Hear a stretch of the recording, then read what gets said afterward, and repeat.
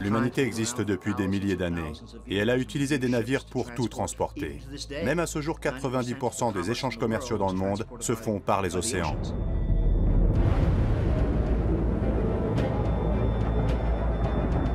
Tout au long du développement des civilisations, malgré les dangers, l'être humain a toujours traversé les océans, au risque d'y perdre la vie. Jusqu'au milieu du XXe siècle, les prévisions météorologiques étaient limitées. Résultat, des milliards de dollars ont probablement été perdus en mer au cours de l'histoire maritime. Combien de navires ont disparu? Et combien de richesses se sont accumulées au fond des océans au fil des siècles? Les fonds marins sont un véritable Eldorado. Il y aurait plus d'or et d'argent au large des Bahamas qu'à la Banque de Madrid. Une nouvelle ruée vers l'or est en train de voir le jour. Une course dans laquelle les chasseurs de trésors côtoient les investisseurs, toujours en quête de nouveaux filons. C'est sûr et certain qu'on va voir un bon résultat si on continue à chercher ces épaves. Combien d'épaves? Et combien de pages oubliées de l'histoire maritime et de notre patrimoine collectif? C'est un héritage très important pour nous tous. Ne pas le commercialiser, ne pas le piller. Les épaves deviennent l'objet d'enjeux stratégiques et économiques, et les gouvernements entrent dans la course. Ces sociétés de chasseurs d'épaves sont en train de tout détruire. Nous n'avons jamais vu un seul cas de bons chasseurs de trésors. Pendant que les gardiens de l'histoire et les chasseurs de trésors s'affrontent, les épaves, elles, sont en danger. Dans quelques générations, des pans entiers du passé seront détruits. Ce qu'on lèguera aux générations futures sera un électrocardiogramme plat.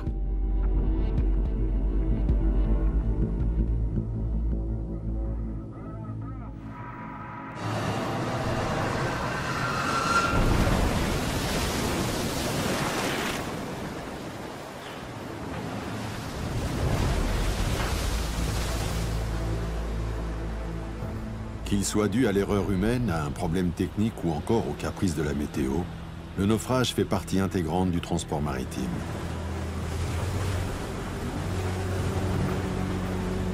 Il faut être humble avec la mer. On ne gagne pas contre la mer, on compose avec la mer. Une réalité dont on ne parle que lorsque l'incident survient près de nos côtes, ou quand c'est un navire de croisière qui est touché. Les autres naufrages, eux, restent dans l'ombre. Si vous regardez véritablement à la loupe les choses, vous avez 110, 120, 122 naufrages de gros bâtiments de plus de 300 tonneaux par an. Ce qui veut dire, rapporté au nombre de jours de l'année, vous avez un naufrage à peu près tous les 3 jours sur les mers du globe. Référence internationale en archéologie sous-marine, Michel Lourd est à la tête du DRASM. C'est le département des recherches archéologiques subaquatiques et sous-marines. Depuis près de 4 décennies, ces missions l'ont mené sur tous les océans de la planète. C'est par un bateau qu'on transporte le plus facilement des produits pondéreux et à longue distance. Donc tout au long de l'histoire de l'humanité, dès qu'on a commencé à coloniser les espaces maritimes, on est monté sur des bateaux et chacun sait que dès qu'on se met sur un bateau, il y a un risque de naufrage. Ce que l'on sait, c'est que dans toutes les zones où nous travaillons, le fond de la mer est jonché d'épaves, et évidemment d'autant plus dans les zones qui ont connu un grand trafic maritime. Plus la belligérance en mer, les navires de guerre, etc. Il y a des épaves sur toute la planète.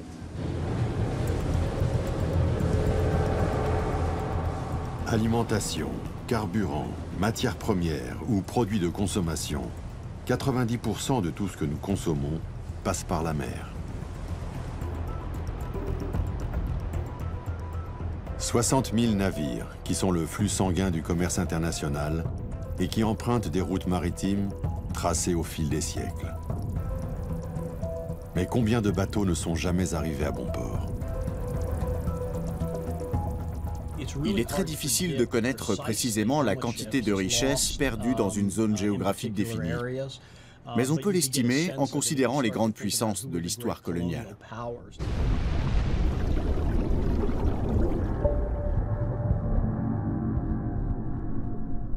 Sachant que des navires coulent depuis 2000 ans, est-il raisonnable d'estimer qu'un millier d'entre eux ont sombré chaque année? Oui, je le crois.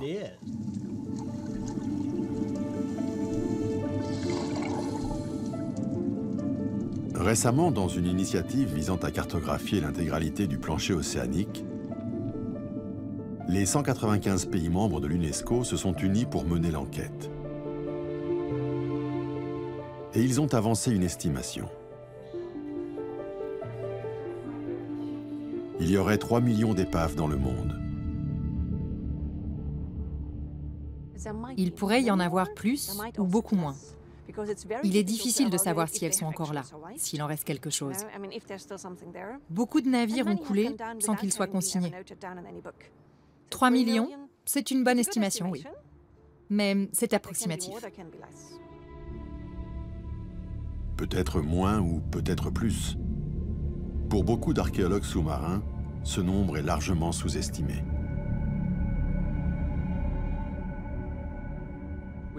Selon les grandes théories des grands scientifiques, il y aurait 3 millions d'épaves au fond des mers. Mais la vérité, c'est que personne n'en sait rien. Il y aurait 6 000 épaves au large du Royaume-Uni. Mais on sait que tout au long de l'histoire, 37 000 navires ont disparu là. Donc, quel que soit le chiffre avancé, il sera en dessous de la réalité. Les océans recouvrent 70% de la Terre, mais on en a exploré moins de 5%. Qu'est-ce qu'il y a au fond? L'humanité navigue depuis des milliers d'années. Donc je dirais que ce chiffre est réaliste, et même qu'il y a beaucoup plus d'épaves que ce que l'on pense. Nous ne savons rien. Le plus gros des épaves du monde reste à découvrir. Et à mon sens, la plupart se trouvent en mer de Chine méridionale.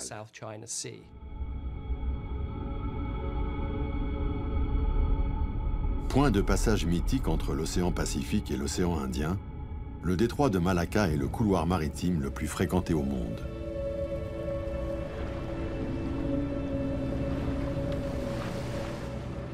Et Singapour en est le port. Si on regarde en arrière, tout le monde est venu faire du commerce ici.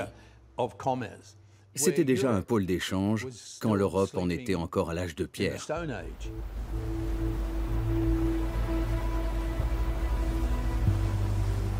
C'est ici que le capitaine britannique Michael Hatcher a fait ses premières armes comme chasseur de trésors.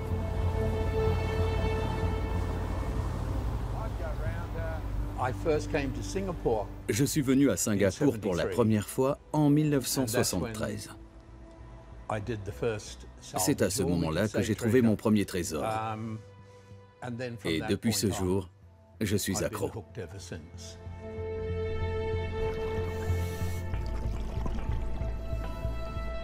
Hatcher vendait au poids l'acier qu'il récupérait sur des épaves de la Seconde Guerre mondiale pour gagner sa vie. Jusqu'au jour où il est tombé par hasard sur autre chose que de l'acier.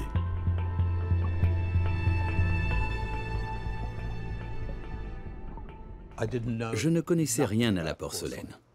J'ai rassemblé quelques pièces et je les ai apportées chez Christie's à Amsterdam. Ensuite, Christie's n'arrêtait pas de m'appeler. J'ai fini par y aller. J'ai soulevé une tasse et on m'a demandé « Avez-vous la moindre idée de ce que ça vaut ?»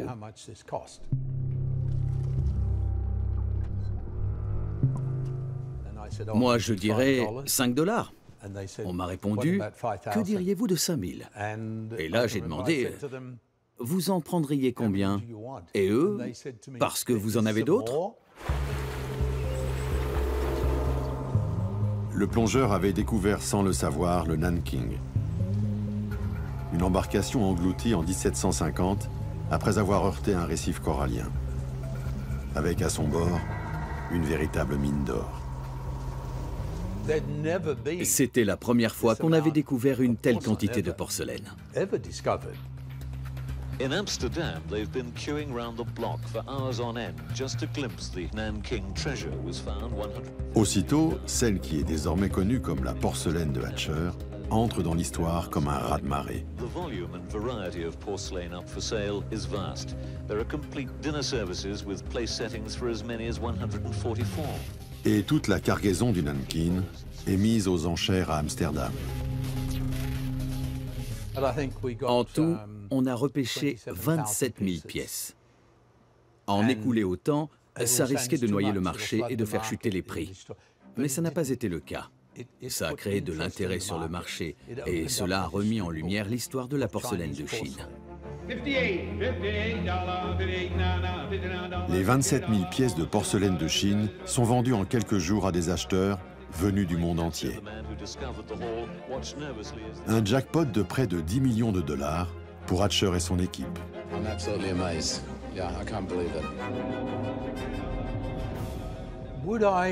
Est-ce que je me qualifierais de chasseur de trésors? Chasseur de trésors, c'est l'appellation romantique de ce travail. À mes yeux, je récupère des cargaisons. Qu'ils s'estiment chasseurs de trésors ou sauveteurs de cargaisons, de nombreux explorateurs, appâtés par l'histoire de Hatcher, ont mis le cap vers les profondeurs, qui, selon certains experts, réservent encore beaucoup de surprises. On retrouvera des milliers d'épaves avec de riches cargaisons à leur bord. Et pour trouver les plus importantes cargaisons, il faut aller à la Havane, où convergeaient les grands galions espagnols. Il y aurait plus d'or et d'argent au large des Bahamas qu'à la Banque de Madrid.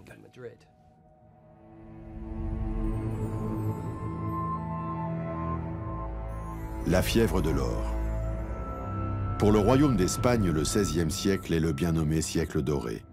Pendant plus de 150 ans, les Espagnols pillent jusque dans les tombes l'or du Nouveau Monde. Quand vous tenez dans vos mains un lingot d'or, une pièce d'argent, une émeraude ou une perle, dites-vous que vous avez là le fruit d'un génocide. Toutes ces matières ont été extraites dans des mines de Colombie, du Mexique, du Pérou, où des milliers d'esclaves indiens et africains ont été tués pour enrichir l'Espagne.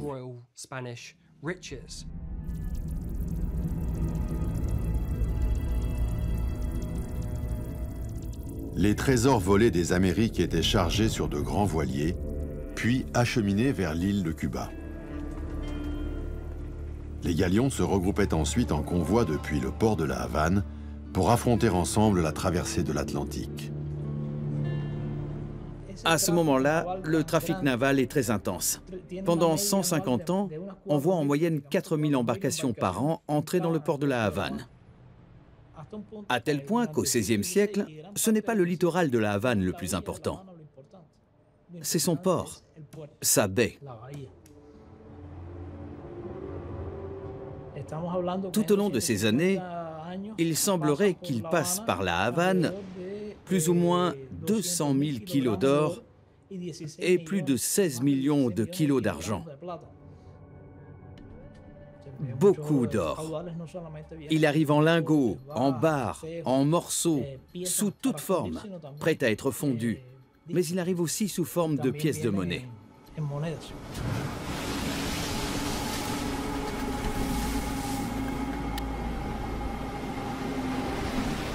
Plus de 3000 épaves reposent sur les fonds marins à proximité de l'île.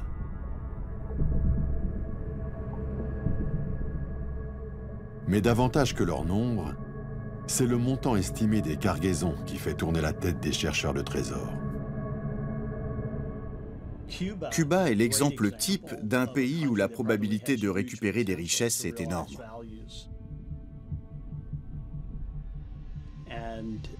Notre base de données répertorie de nombreuses épaves ayant sombré à Cuba ou à proximité, avec des richesses considérables.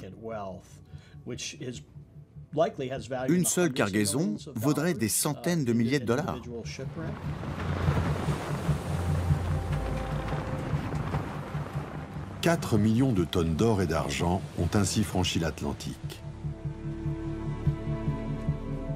Tout au long des grandes routes maritimes de la planète, les navires en déroute ont dispersé leurs richesses au fond des océans.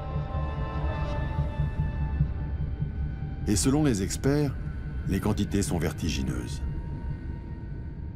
Dans notre base de données de plus de 10 000 épaves, une centaine ont une valeur d'au moins 50 millions de dollars. Certaines pourraient valoir plus d'1 milliard de dollars. Ça permet d'imaginer la quantité de richesses perdues par accident dans l'océan en 2000 ans de transport maritime.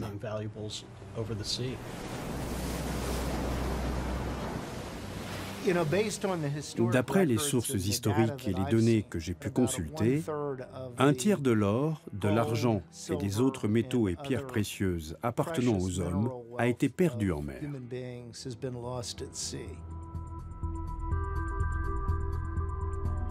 La découverte de ces épaves représente à terme la promesse d'un nouveau filon économique, estimé en milliards de dollars.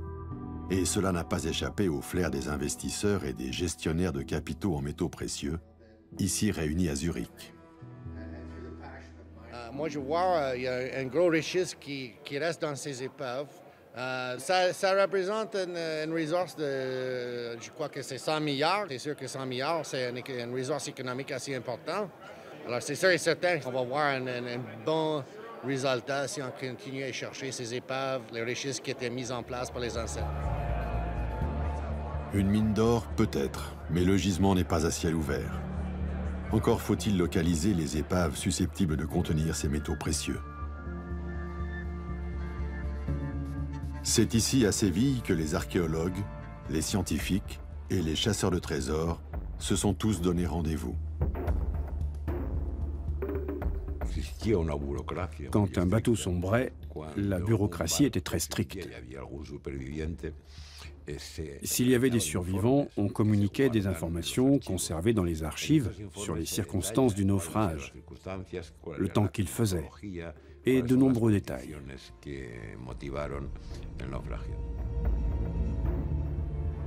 Le bâtiment des Archives générales des Indes abrite 9 km linéaires de précieux registres, dans lesquels sont répertoriés tous les voyages des navires espagnols.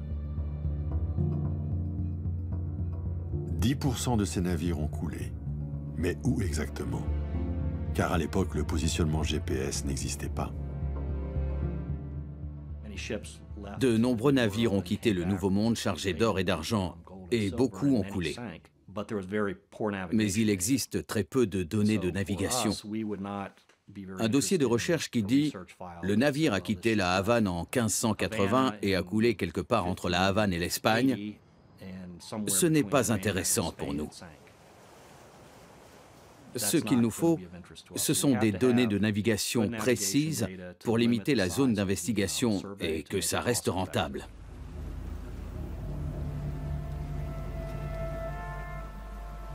Si les cartes et les registres d'époque manquent de précision, les avancées technologiques de ces dernières années permettent aujourd'hui de combler les lacunes d'hier. Trouver une aiguille dans une botte de foin est désormais chose possible, même si cela reste laborieux. Nous délimitons une zone de recherche. Ensuite, notre navire sondeur se rend dans cette zone et déploie notre sonar qu'on remorque avec nous. Nous cartographions méthodiquement le fond marin en le sondant jusqu'à ce qu'on trouve l'épave ou qu'on abandonne. Désormais, avec l'avènement des véhicules sous-marins autonomes, de la technologie robotique, des nouveaux capteurs, le travail des explorateurs est plus facile et plus rentable. Le sonar permet de détecter des objets d'1 centimètre de large. Le laser va même jusqu'à une largeur d'1 millimètre. Les outils s'affinent. Désormais, la photogrammétrie permet de reconstruire virtuellement les fonds marins. La technologie a pulvérisé la barrière des profondeurs. Les limites de la plongée scientifique, ça tourne autour de 60-70 mètres. On arriverait à réunir une équipe pluridisciplinaire. Au-delà, ça devient très illusoire. Et au-delà de 300 mètres, de toute façon, l'humain n'a plus sa place.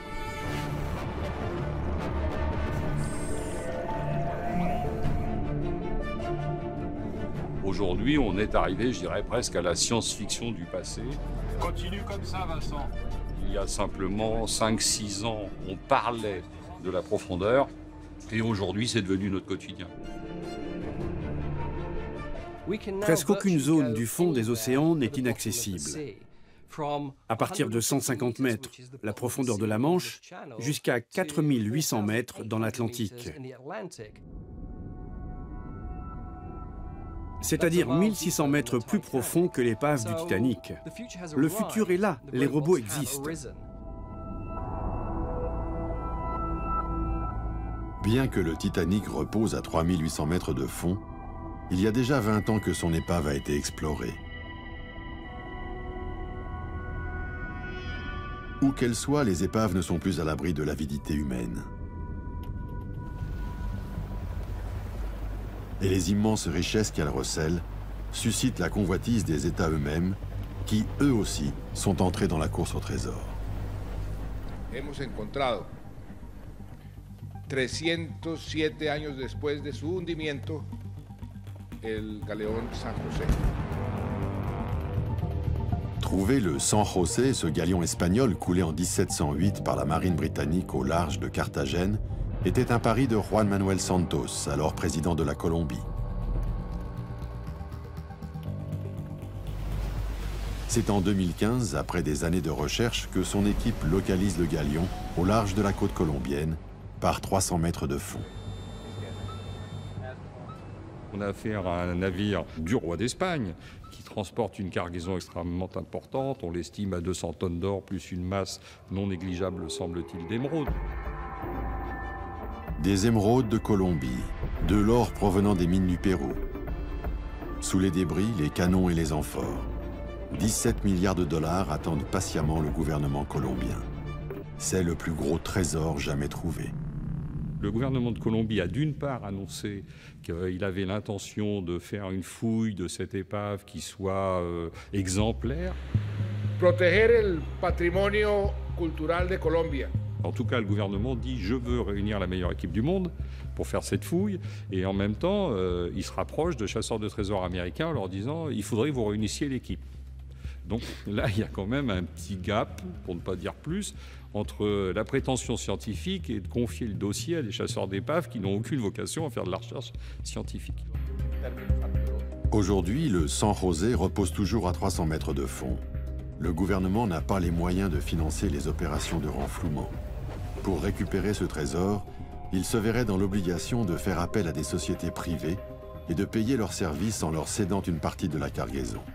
Une pratique férocement condamnée par les institutions de protection du patrimoine, comme l'UNESCO. Ces États s'apercevront que ce n'est pas une bonne solution.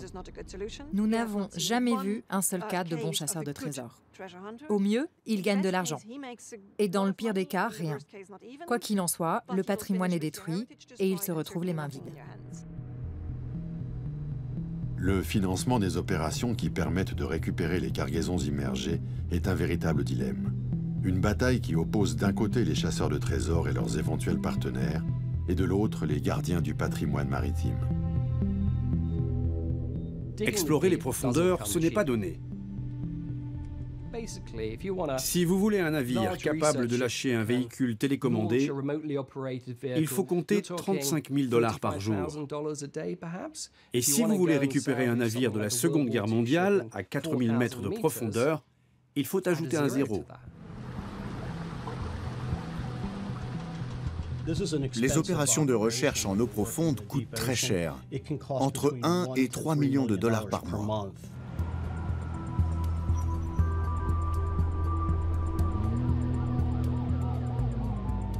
Des millions de dollars. C'est le prix du ticket d'entrée dans la course au trésor. Un prix que seules des sociétés comme Odyssey Marine Exploration peuvent se permettre. Basé à Tampa, en Floride et coté en bourse, Odyssey est un des poids lourds de la récupération de métaux précieux. Odyssey Marine Exploration prospère dans l'exploration marine depuis 1994. Pendant les 20 premières années, l'entreprise s'est concentrée sur la recherche d'épaves contenant des cargaisons en bon état et pouvant être revendues. Odyssey a déjà touché le jackpot.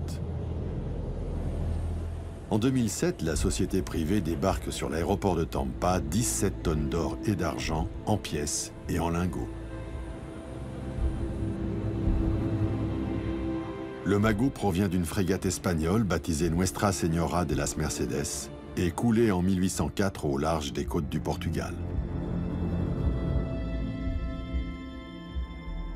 Ils l'ont fouillé et ont ramené en Amérique pour 500 millions de dollars.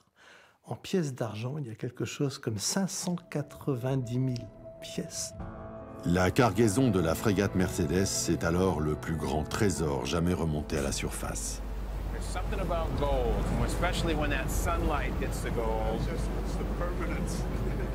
Odyssée aura mis 10 ans pour localiser l'épave, puis remonter le trésor.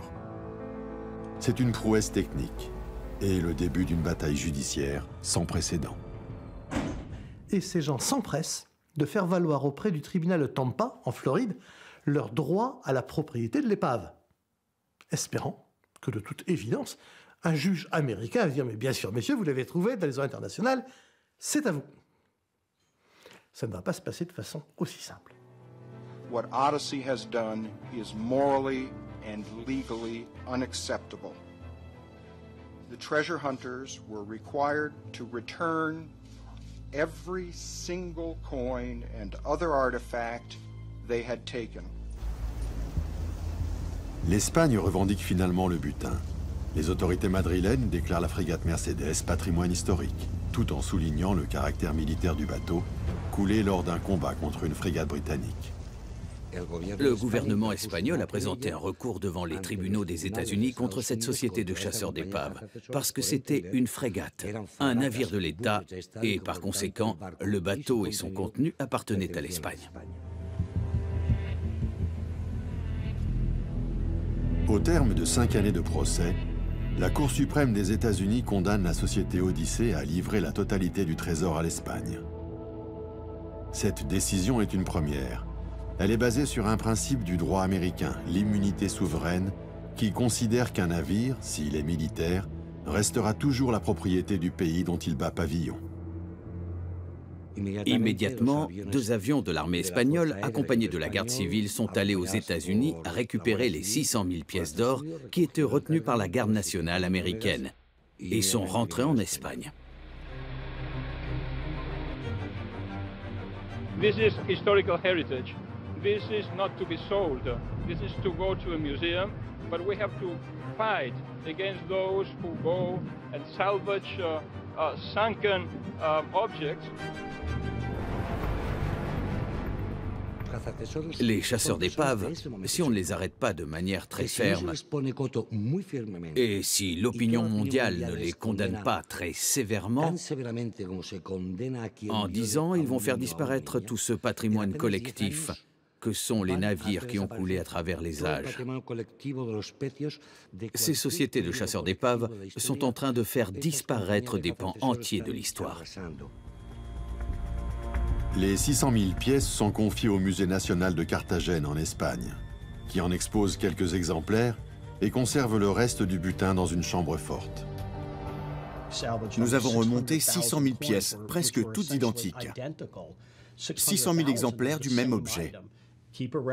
On a gardé un échantillon représentatif et on a photographié chaque face des pièces en haute définition. Le cas de la frégate Mercedes est emblématique de cette guerre qui oppose dans un camp ceux qui récupèrent les trésors et visent le profit, et dans l'autre ceux qui entendent les conserver. Ce n'est pas un patrimoine. Ces biens ont été fabriqués dans un but commercial.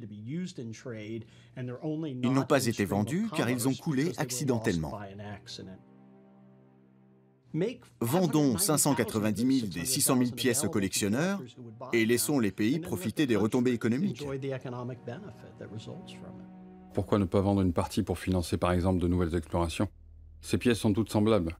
Tout à fait, mon cher ami. Les 600 000 pièces d'or de la frégate Mercedes, ou autres navires espagnols ou français, valent beaucoup d'argent.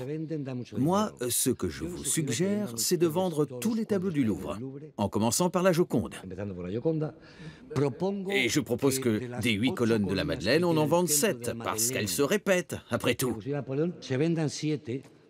Les chapiteaux sont identiques. Soyons sérieux, c'est une question inconcevable pour un musée national. Ce raisonnement-là, on peut le faire d'ailleurs sur tout. Je veux dire, je n'ai pas besoin de 10 plats de porcelaine de Chine très similaires ou identiques. Vous en gardez un, j'en vends le reste, etc. Et non, on voit bien que cette machine, ce raisonnement, et ça, partout ça a été appliqué, c'est parti dans des déviances. Quand on sait que c'est une opération commerciale en disant on va préserver un pan de l'histoire, en réalité, ce pan de l'histoire se réduit à la portion congrue, c'est-à-dire la portion qui n'a aucune valeur, qui est la moins intéressante, la plus abîmée, et tout le reste est négocié parce que ça a une valeur.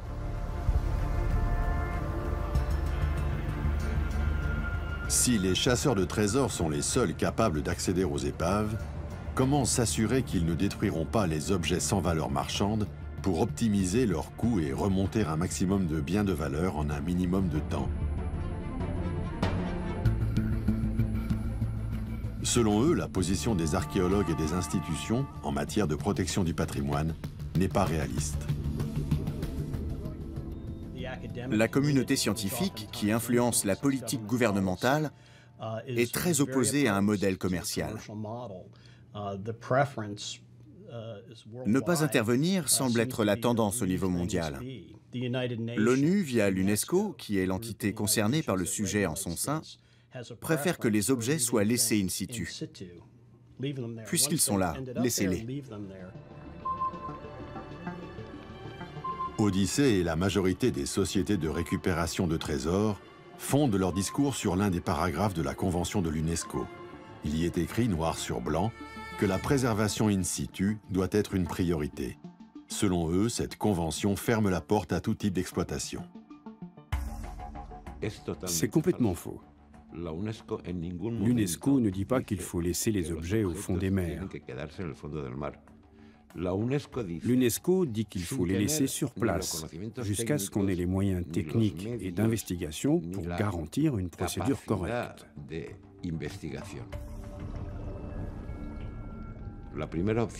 Laisser tout sur place, former une équipe, disposer des moyens techniques, réunir suffisamment d'argent, avoir les laboratoires de conservation et de restauration adéquats. Et, une fois ces conditions réunies, on peut commencer les fouilles.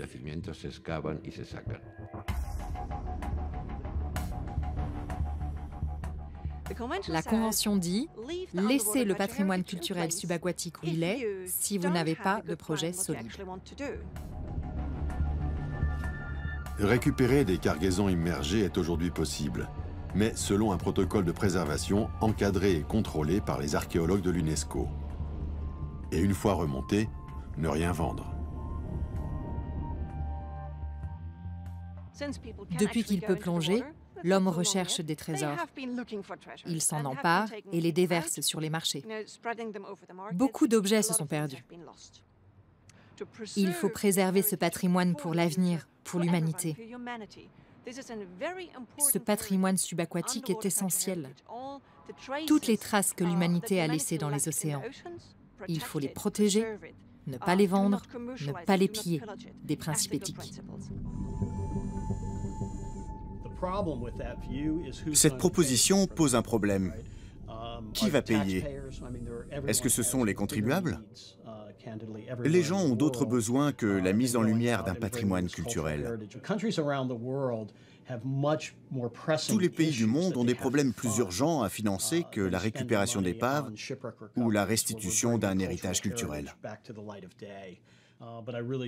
Mais je pense qu'il pourrait exister un modèle qui comporterait un aspect commercial et où tout ce qui a trait à l'archéologie, à l'histoire et aux connaissances universitaires pourrait être à la fois préservé et présenté.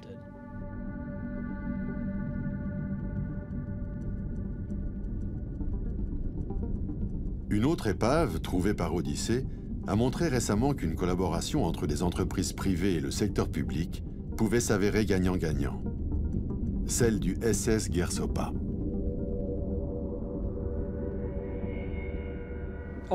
Odyssey avait un contrat avec le gouvernement britannique pour récupérer l'argent à bord du SS Gersopa. Le Gersopa était un bateau de commerce anglais qui naviguait en 1941. Il regagnait le Royaume-Uni depuis l'Inde avec 110 tonnes d'argent pour l'hôtel des monnaies de Londres. En effet, on manquait de monnaie, il fallait soutenir l'économie de guerre. Arrivé au large des côtes irlandaises, le SS Gersopa est à court de carburant. Contraint d'abandonner le convoi qui assurait sa protection, il est torpillé et coulé par un sous-marin allemand le 17 février 1941.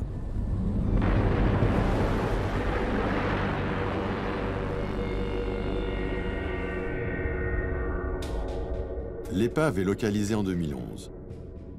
Elle gît dans les abysses à 4800 mètres de fond. Grâce à une prouesse technique sans précédent, la société Odyssey, mandatée par le gouvernement britannique, remontera plus de 60 tonnes d'argent, sous forme de lingots. On a récupéré l'argent à 4800 mètres de profondeur. C'est 1600 mètres de plus que le Titanic. Et puis l'argent était fondu. Le gouvernement a eu sa part et Odyssey aussi. 3000 lingots, soit un total de 210 millions de dollars. Un jackpot que se sont partagés Odyssey et le Trésor public britannique. Et l'histoire ne s'arrête pas là. Mais vers la fin de l'exploration, on remontait autant de bouts que de lingots. On m'a demandé de chercher une solution. Grâce à l'argent déjà récupéré, on a envoyé les blocs de boue dans un laboratoire pour les analyser et les conserver. C'était imprévisible, mais on a pu sortir de l'obscurité environ 600 lettres.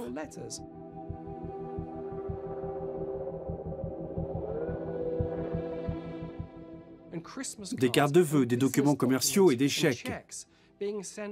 Ces courriers avaient été envoyés par des officiers britanniques à leurs épouses, par des missionnaires ou par des enseignants du Raj à la fin de l'année 1940, à l'intention de leurs proches. Ces documents sont des instantanés de la vie des Britanniques en Inde, destinés aux familles restées au Royaume-Uni. Cette découverte est très précieuse. Elle permet de connaître la véritable histoire du SS Gersopa. Ça donne un aperçu des bienfaits qui peuvent découler d'une approche commerciale. Cette approche a permis de financer la recherche scientifique. Ici, c'est le modèle commercial qui a permis un recours à la science.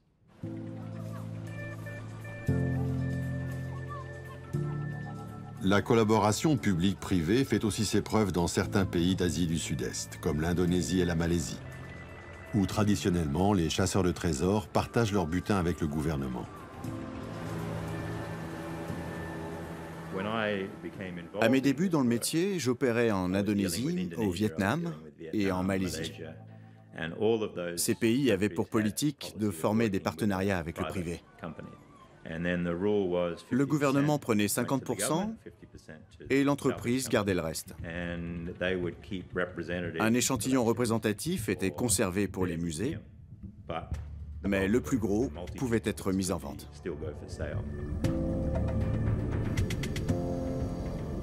Ces accords ont permis au gouvernement de financer la recherche d'épaves et d'enrichir leurs musées sans avoir à supporter les frais d'exploration.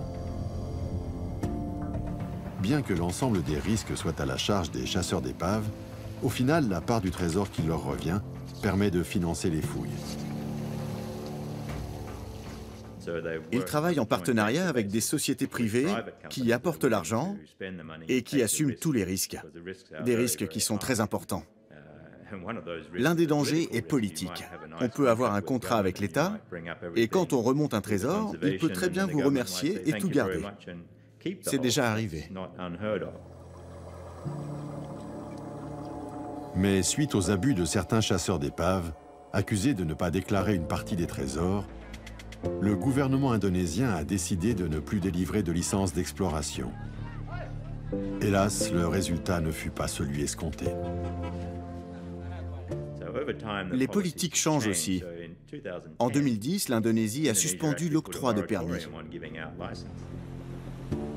Ce moratoire a surtout donné le champ libre aux pillards. Aujourd'hui, il y a énormément de pillages.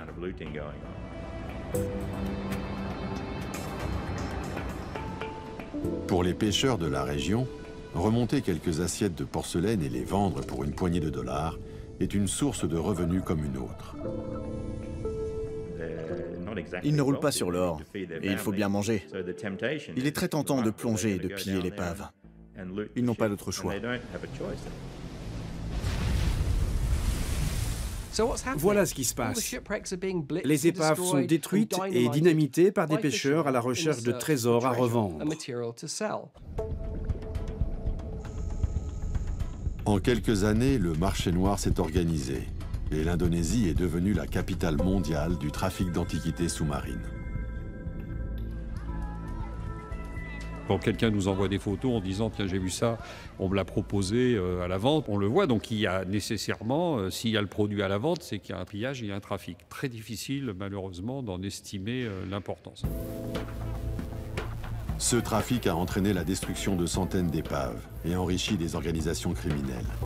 Ces dernières achètent tout ce que les pêcheurs récoltent, puis revendent porcelaine et autres vestiges à prix d'or à des collectionneurs peu scrupuleux. Une fois sur le marché, l'origine de ces objets devient indétectable. C'est l'UNESCO, chacun le sait, n'a pas les moyens financiers de faire la police de toutes les épaves maritimes du monde. D'ailleurs, comment protéger toutes les épaves, où qu'elles soient dans le monde? Il faudrait mettre un mirador avec un gendarme sur chacune d'entre elles. Qu'est-ce qu'on peut faire? Il n'y a que deux moyens. La protection active, grâce aux forces de police et aux forces de l'armée nationale, et la protection passive, qui consiste à installer au fond des mers des grands coffres, les strongbox, ou des treillis métalliques qui empêchent de pénétrer dans les zones à protéger. Mais cette deuxième option est très compliquée à mettre en œuvre dans les eaux profondes.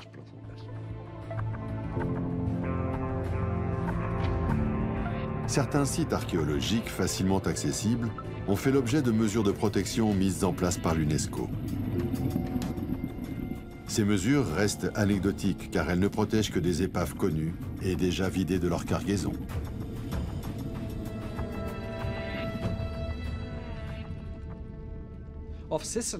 Au large de la Sicile, on place des caméras sous-marines sur des épaves puniques et romaines pour surveiller les chalutiers qui passent dans le secteur. L'installation coûte 150 000 € et la maintenance 50 000 € par an. Qui va payer ?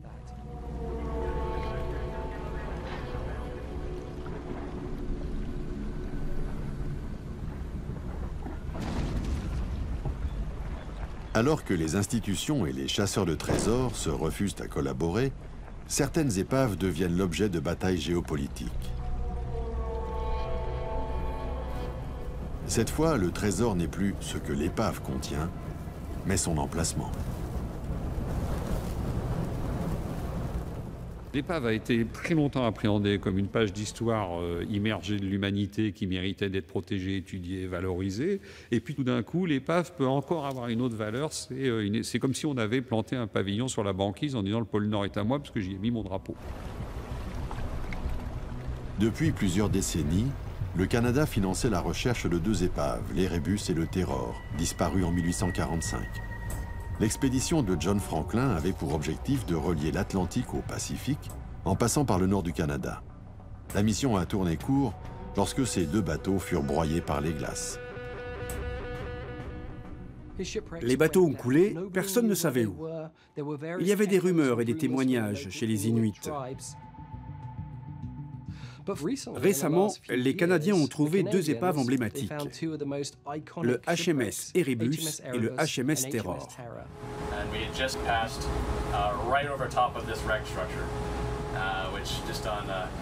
I think we could tell exactly what it was in a few seconds. It's definitely a shipwreck.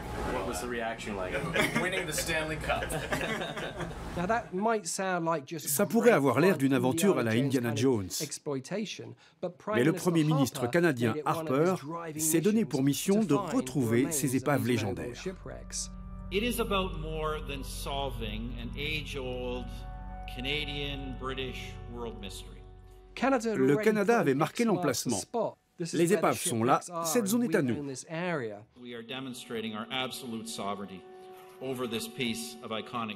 La souveraineté de cette zone maritime est contestée. Des pays comme les États-Unis considèrent cette route commerciale comme un détroit international, et donc de libre accès. Mais le gouvernement canadien, lui, considère ce passage stratégique comme faisant partie intégrante de ses eaux intérieures. C'est un des deux points les plus sensibles sur le plan géopolitique avec la mer de Chine méridionale. L'Amérique, ainsi que plusieurs autres pays, revendiquent le passage du Nord-Ouest comme voie internationale. La découverte de ces épaves est aujourd'hui un argument supplémentaire pour le gouvernement canadien. En contrôlant ce passage, qui permet de réduire d'un tiers le trajet entre l'Atlantique Nord et l'océan Pacifique, le Canada pourrait alors imposer ses tarifs à tous les navires qui franchiraient le passage du Nord-Ouest.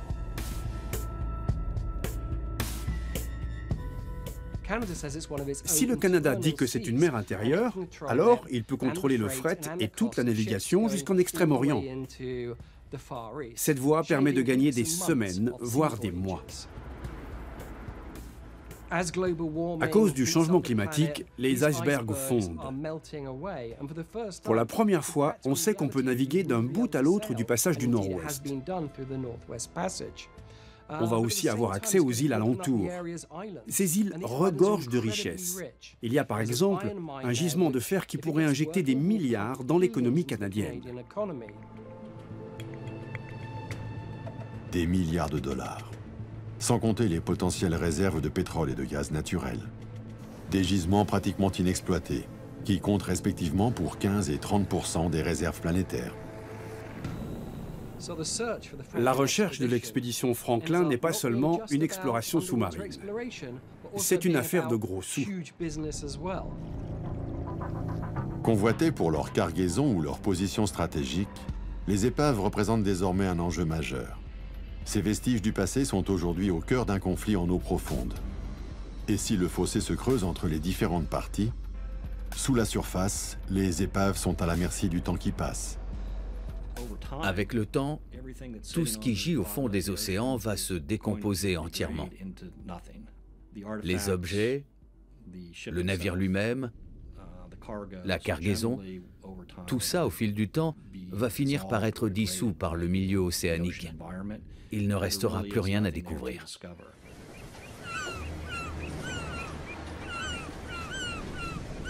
L'acidification des océans, à l'origine de la disparition des récifs coralliens et de nombreuses espèces marines, n'épargne pas les épaves. Mais une autre menace existe, celle de la pêche, en particulier du chalutage de grand fond. Le chalutage de grand fond menace l'archéologie sous-marine.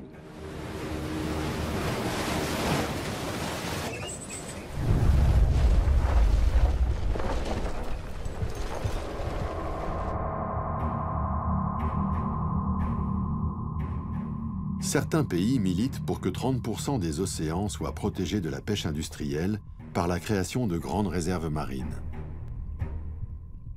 Nous, on a vu revenir des morceaux d'épave tractés par des chaluts qui passent à 1500, 1800 mètres de fond. Ça en dit long. Et pratiquement dans la zone 300, 700 mètres, dans les zones où il y a du chalutage, quasiment, je dirais, 8 épaves sur 10 sont ensachées dans des chaluts. Tous les ans, des chalutiers ratissent le sol marin sur une superficie égale à celle du Congo, de l'Inde et du Brésil réunis. Si un chalutier passe sur une épave, il la détruit. Les dégâts sont irréversibles. Le chalutage de grand fond est une technique devenue courante et globale. Une année de pêche profonde a un impact 800 fois plus important sur les fonds marins que la pêche traditionnelle. Mais comment réduire l'impact d'une industrie que la demande a rendue imparable? La pêche rapporte 93 milliards de dollars par an. Elle emploie 45 millions de personnes. C'est une industrie gigantesque.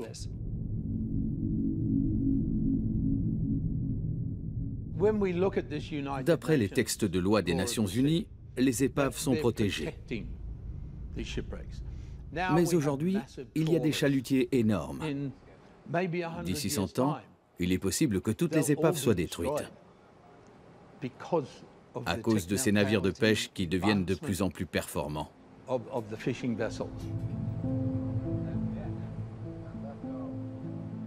Si l'on ajoute à la pêche sur les grands fonds marins l'impact de la prospection de gaz et de pétrole offshore, plus la prolifération des câbles sous-marins, dans 30 ans, toutes les épaves auront disparu.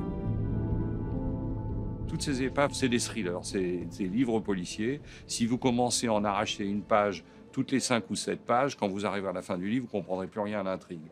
Donc protéger toutes les pages, c'est la seule manière de comprendre la fin du roman. Il est très important de protéger et d'étudier ces richesses, mais aussi de les offrir au public. Appréciez ce patrimoine, il vous appartient. Et il faut le protéger parce qu'il vous appartient. Qui va payer pour tout ça? Il faut être réaliste et avoir des modèles solides. Je ne dis pas que vendre ce qu'on trouve, c'est le bon modèle, mais il faut tout envisager et faire preuve d'inventivité. La seule solution pour protéger les épaves, c'est de travailler avec le gouvernement. C'est ce que l'on nous encourage à faire. Et c'est ce que je fais. Il faut les remonter pour tout le monde, pour l'humanité, pour chacun d'entre nous. Si on ne fait pas ça, ce sera perdu. Tout sera perdu pour toujours. Allons-nous ouvrir les yeux et sauver les épaves d'une disparition annoncée? Les institutions comme l'UNESCO, les archéologues et les chasseurs de trésors resteront-ils figés sur leur position? Ou sauront-ils se parler et relever l'un des grands défis culturels de ce siècle?